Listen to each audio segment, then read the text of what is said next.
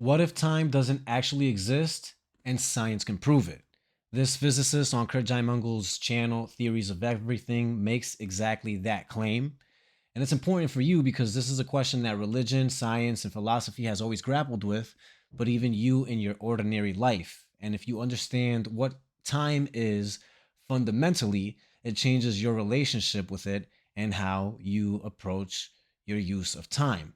So with that, I'm going to let this video play and I'm going to add some commentary to further clarify how it is that consciousness is the ground of reality and how that explains time. Well, I'm trying to start with the absolute simplest possible ontology. What is the world made of that could possibly explain all the observations, all the experiences we have?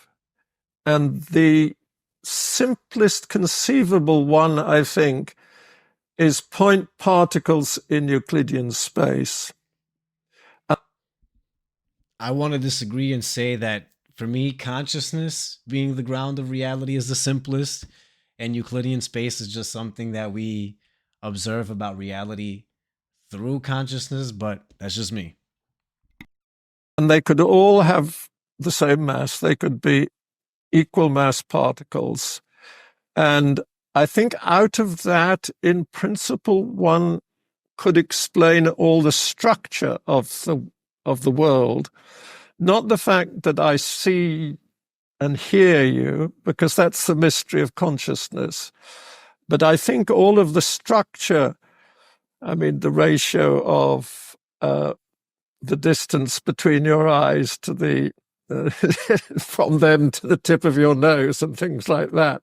That's exactly where his perspective fails, right? Because he continues to view consciousness as a byproduct, as a feature of reality. It's actually not. Consciousness is the ground of reality, and time and space and particles, as he suggests in Euclidean space, all occur within consciousness. And he can know that directly, and so can you. If you look into what quantum field theory is, it suggests that particles are literally just physical manifestations of localized energy. So if you can picture energy being non-physical, it being condensed so much to the point that it appears to be physical. And then the relationships between those particles creates, matter in the way that we observe it, and then us, and then consciousness. Where I'm suggesting that consciousness is first,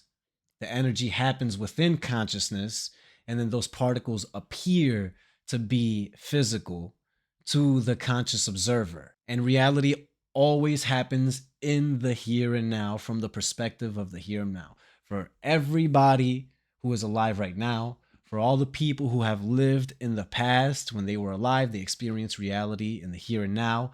When the future comes and we experience it, or those who live after us experience the future, quote unquote, that's just a concept in our mind. When the future occurs, or future generations, they will experience reality in the here and now. That's what I would call the structure. And then I would say it's a gift of existence that then I see the color of your eyes and the shape and of your nose and your dark hair and all that other stuff there. This is the, well, I would say the gift of consciousness.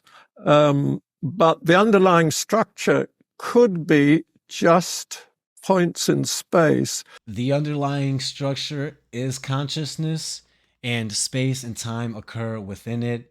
And the qualia that we experience is the multiplicity of the infinite consciousness that we call God, who is ultimately one being experiencing its infinite potential as reality. If you understand this, you approach life understanding that there is no tomorrow. So you do what you need to do and what you know you're supposed to do right here, right now. And what you want to do, hopefully, is aligned with God's goodness that He informs you with. So, with that, thank you for the attention, the likes, the subs, the comments, and I'll catch you in another video.